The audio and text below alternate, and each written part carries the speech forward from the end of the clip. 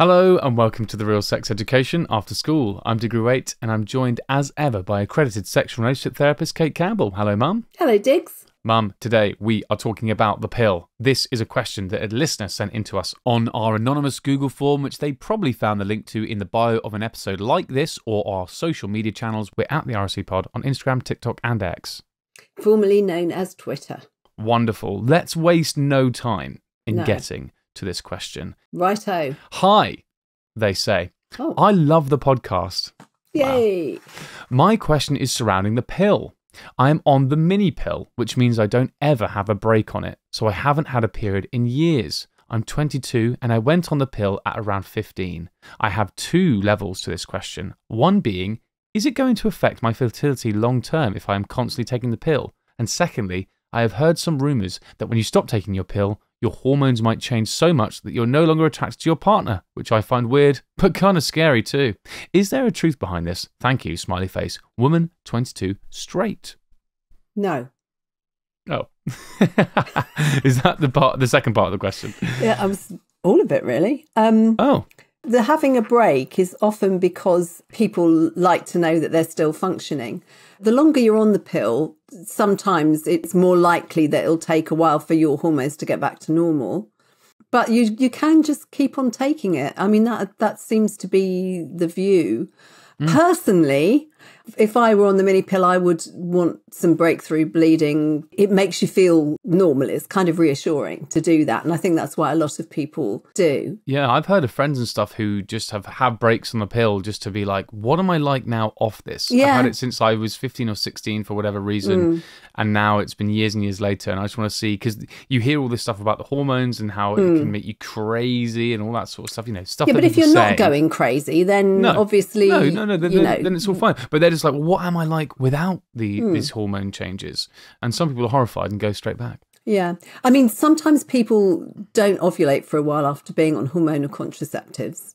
So, you want to stop and use another kind of contraception for a while before you try to get pregnant. It won't change your hormones so much that you don't fancy your partner anymore. No. But if you're concerned, I would talk to your sexual health clinic, whoever prescribes the pill for you. Go and have a chat about it and see what the current thinking is, because there may be research that I've missed, but I don't think people generally worry too much. I mean, there are some people that really do not get on with hormones. They have a big effect on them, and other people are, fine. And it won't make you not fancy your partner. But it won't make you not fancy your partner. I think that's a really quite specific side effect that I don't think is possible. No. So your partner can sleep easy after hearing this. Okay, how about this then? Hello, Mum. Hello, Diggs. Boy, do I have a story for you. I don't know if it's a question that needs advice, but I thought it'd be nice to hear what Cate thinks. So, I met a seemingly sweet guy on an app, and we'd been talking for about a month consistently. Then I woke up one morning to find myself blocked everywhere and unmatched. We still spoke all day the day before, so it's pretty wild to me. What do you guys think? 28, bisexual. Fuckboy. Yeah, fuckboy. Total fuckboy. Really bad behaviour. Ghosting, I think ghosting is horrible behaviour. Shouldn't be allowed. You've had a lucky escape. Don't let him back if he turns up. It's unfortunate. If you've been talking on apps and stuff for a month, am I going to come across mean here when I say that that's like, it's not quite... Well, you're not married, but it's still bad behaviour. You could say to somebody, oh, well, I'm not sure this is working out. But this is somebody who's talked to you all day and is now talking to someone else all day, presumably, or is bored or is doing something else. And then they're keeping their options open by ghosting you, so they can rock up all of a sudden and say, hey, how are you doing? Yeah. So that sounds a bit like what some people call it orbital ghosting. Some people call it sort of breadcrumbing, where it's like they do ghost you. Like you have that like spurt at the beginning, and like when you try and reach out to them, they give like really short answers, and they sort of so they basically ghosted. But then when they want to, they'll suddenly pop back up again, give you loads of attention, or text you late at night and be like, "Oh, what are you doing tonight?" And then when you're together, they're like really into it, and then they'll just completely withdraw again, and they're just keeping you on their little hook. and they can just hook you in whenever they want. So definitely be careful of that. I wonder though, okay, so I agree with you, and I do think it's bad. And we did an episode on ghosting, and we also said, to ghosters, rather than ghost, because it will be some level of anxiety that has made you do this because you're too scared to actually say what you feel and end it properly if you want to end it or whatever.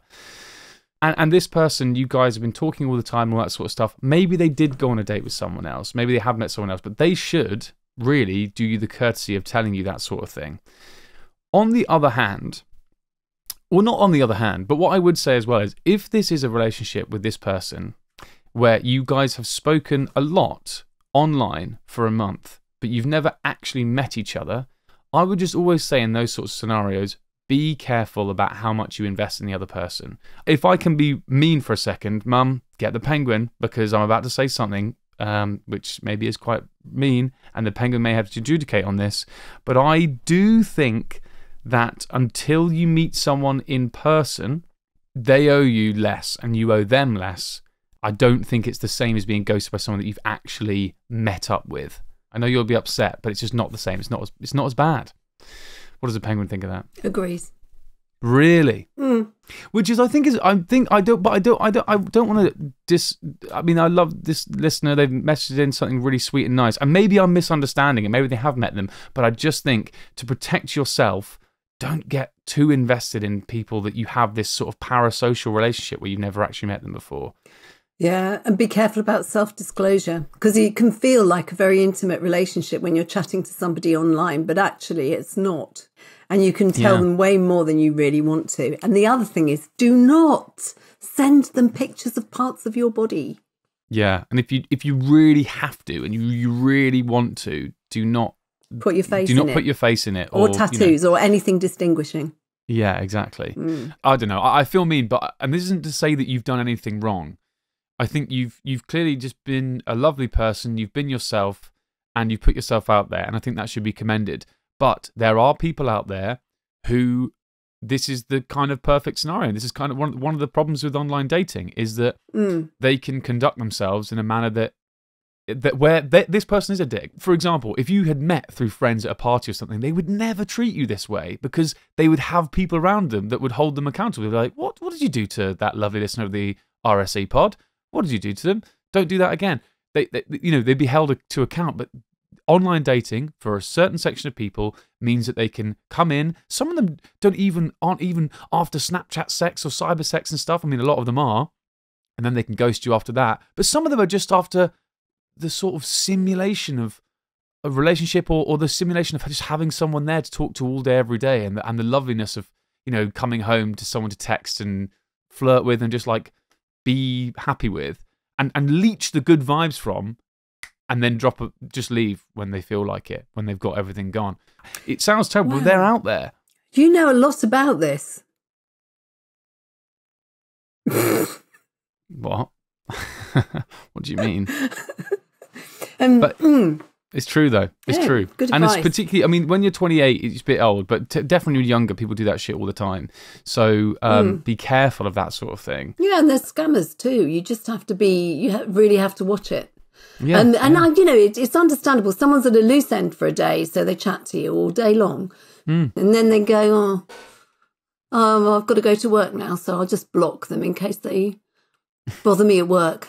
Yeah, or something like that. Fuck this person, because this is someone who very much has chatted to you loads. You got invested in them, and they've said all the right things and stuff, but then they've just dropped you at the drop of a hat. This is a blessing that they have ghosted you, because you've seen what they're truly like, and they don't have the bravery to tell you why they don't want to speak to you anymore and why they're ending it. And you don't want to be with that kind of person anyway. So block, delete, move on. Exactly. Okay, wonderful. How about this question? Is being turned on by master/slave or BDSM type porn a trauma response from something earlier on in life, or is it just what you're into? And then does the position you see yourself in, i.e. the master or the slave, telling of what kind of trauma you're working through? Man, gay, 24. Yes. No. Oh, maybe. I don't know. Yeah. I can repeat the question. So, no. So it might be, or it might not be. I mean, it's known that people enact things that have been difficult for them. And sex is a great way to enact something and to take control of it. So sometimes people like rough sex. This is not BDSM rough sex. Yeah. If they've been in a situation where rough sex was a thing and they didn't like it, they might then get really into it. So it's a kind of a conversion reaction where they convince themselves they like rough sex, but it's a way of feeling that they're in control because it's a situation that they didn't feel in control of. Now, trauma definitely can be a reason that people like BDSM. And one of the reasons people like BDSM is an enactment. It might be that. It might be that you really, really want to feel something intense because you feel numbed out most of the time. So you want something intense. You're looking for the care that comes with this. If you're the slave type of person, you're looking to feel empowered. Maybe if that is not your experience, all of those things could be true. Or you could just have seen it on porn and think, hey, that looks cool and fancy doing it. There is nothing, you should not be pathologizing anybody for enjoying BDSM, enjoying kink, because what you're doing is what we all do. And just because it happens to be in a sexual way, then that doesn't mean, it's any more unusual than anything else. It's just a way. The only thing I would say is, of course, do it properly, safe words, make sure that you've got consent, know the story before you start. All of that stuff. Well, you know all that already. But don't pathologize yourself, which is what it sounds like this person is doing. What, you sit there and wonder now how fucked up am I? Yeah. That I do this. That. It's like, stop that. And it could just be something fun. And let's say it isn't. Well, it sounds like you're enjoying it anyway. But and you're working through it. Working through it, enacting, doing something that makes you feel better, that's normal. That's good regulation. That's healthy. Yeah. So this is good. Yeah. So either way, it's a good thing. It's like either it's just, something I enjoy for no real reason, or it's something that I'm working through and enjoying working through. Brilliant. Yeah, I really don't think you need to go into it too deeply. Yeah. Doesn't matter. Great, perfect. We need to do a full episode on kinks and stuff as well, because I'm often asked that. They're like, where did kinks come from? And so there is that school of thought, isn't it, where it's like, oh, you were just in childhood or something. You're in the wrong place at the wrong time. Or the right place at the right time. Exactly. And or there's all stuff about feet having some part of your brain things become sexualized. Sometimes things can become sexualized, which are comforting, ordinary, everyday things. And when I said it in the right place at the right time, I didn't mean children are queuing up for sex at all. Obviously, they're not. No. But things from your past can become sexualized because they were comforting in the past, and so you transfer them into what is, after all, a scary situation. And it becomes part of your repertoire. Well, that's all right. So then with feet, how would that happen? What do you mean comforting? It's like, let's think about your routine. You may have had a teacher, a nanny, a mum who would dangle you on their stockinged feet when you were little. And then you and you find yourself being quite attracted to feet as an adult, because it reminds you of that fun, comforting. Whether you think of that, whether you remember that or not, it's like so you don't even remember that. You don't even think about that. Not at all. It's subconscious. Yeah, you probably wouldn't make the connection. The thing is that things that are play as well are gonna come up in your memory because what you're doing is play. Sex is play. So it's not really surprising that those connections get made. And you have to think about how memories happen. Memories are not in little discrete parcels. They're scattered all over the place so that connections are made with other things as well. So that, for instance, if you remember that you used to go to the seaside in the summer and you always had fish and chips at the seaside, you may remember you always had sausage and chips at the seaside. Or somebody else may say, you're misremembering that. It wasn't fish, it was sausage. And, because the chips memory attaches itself to other memories where there are chips, and they all come up together, and you get the wrong bits sometimes. Yeah. Yeah. So I get that. Yeah. So that can happen. Yeah, I think I get that. And with sex, then what would the chips be? What?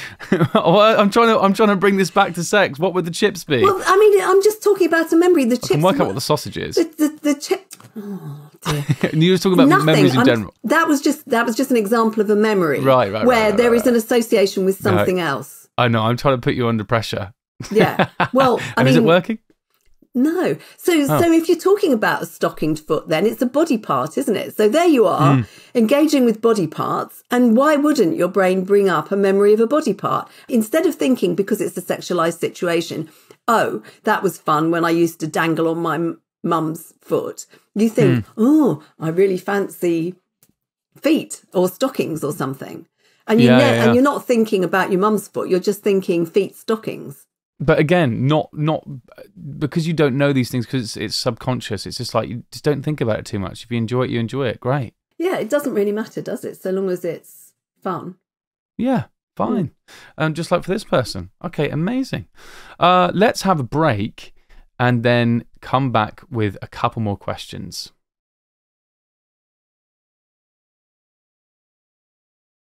Welcome back to the Real Sex Education After School. Mum, I wanted to start with this. It's not quite a question, but someone brought this up on the anonymous Google form, so I thought I'd read it out. Here we go. Okay. It's actually addressed to me. Oh. Diggs, on the episode, The 3 Reasons You're Attracted to Someone, you said, is this why, like, the meme, don't be mean to me, I'll come, is so big?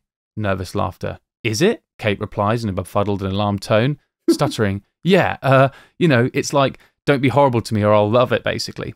And then you swiftly brush this correspondence under the rug and move on. I, however, would not like to move on. I think in the spirit of fair and just journalism, this moment should be readdressed on air with a retrospective fact check. Like Kate, I too was unfamiliar with the meme, and in the nature of not wanting to be gaslit by the show, I conducted my own research and asked a cross-section of friends, family and colleagues if they had happened across the meme. The answer from each was a stern no, followed by a look of mild disgust, not dissimilar to your own co-host reaction. So Diggs, here's the thing. Social media algorithms are curated based on the user's likes, wants and needs.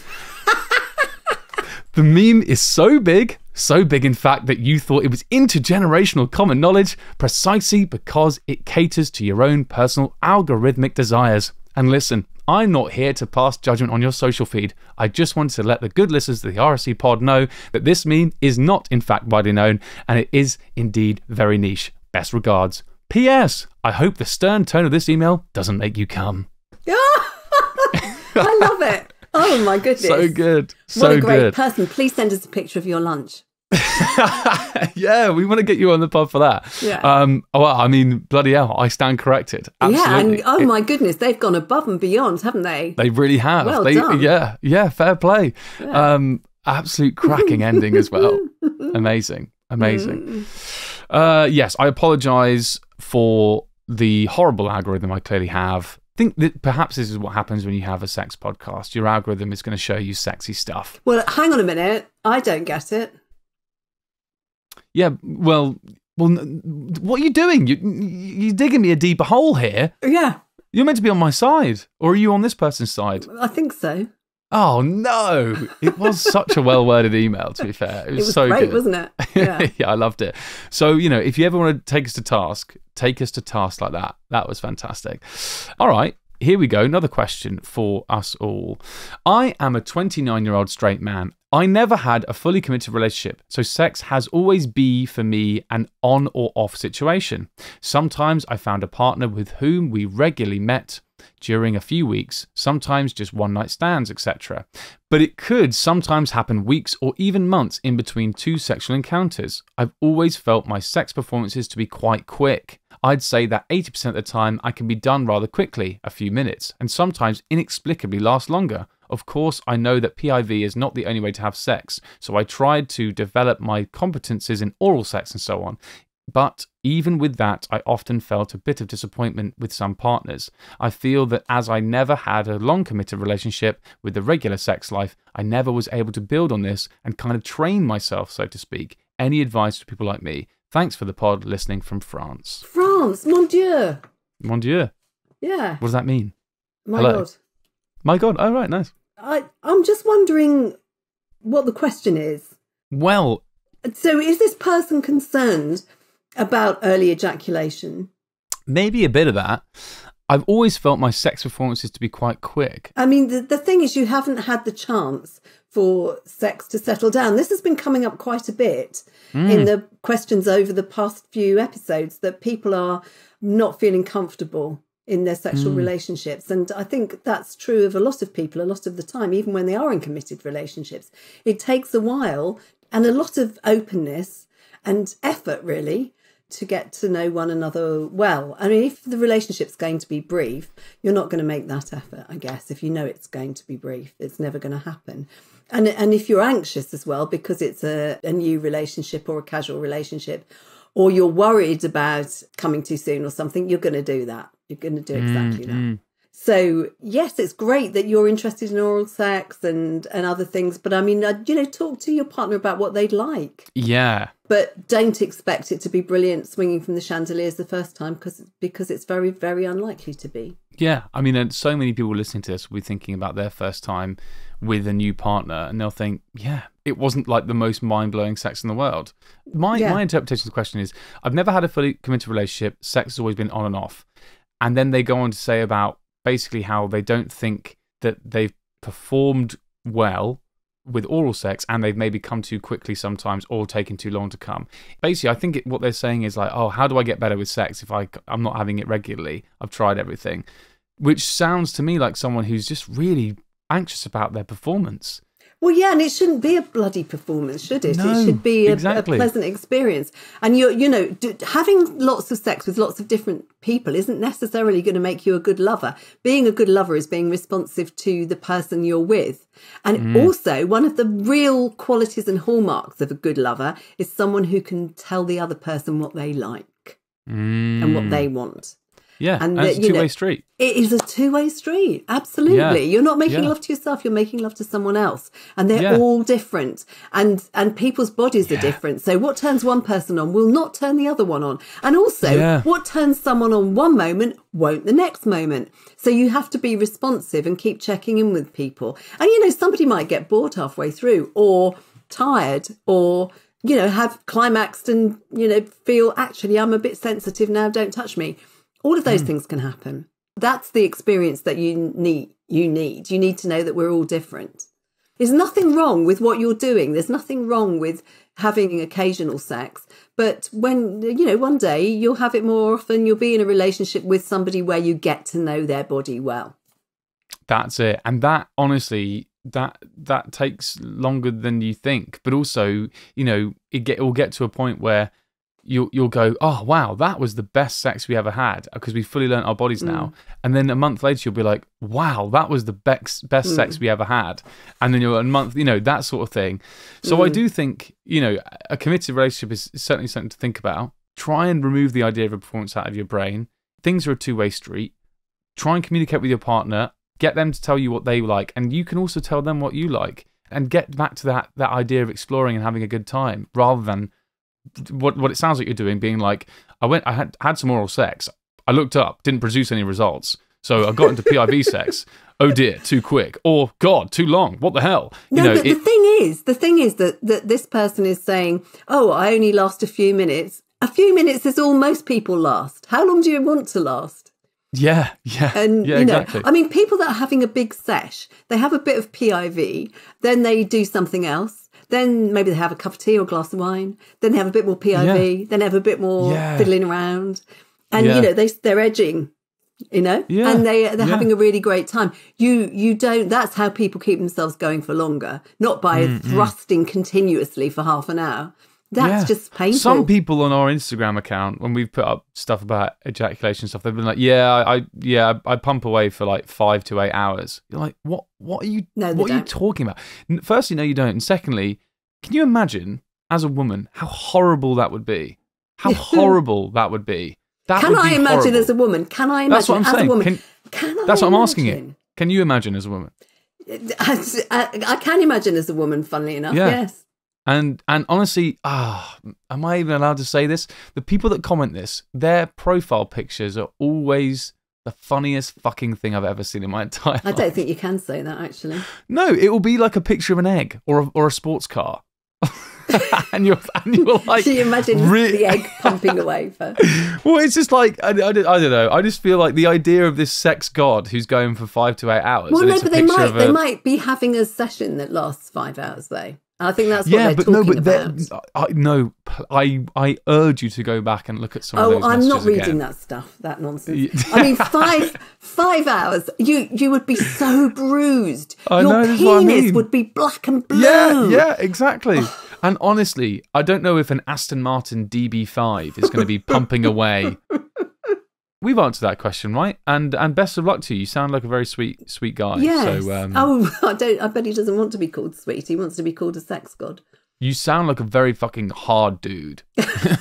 You sound like a fucking stud. Yeah, I mean, I think what you've described really nicely is what it's like to be a human. Go on.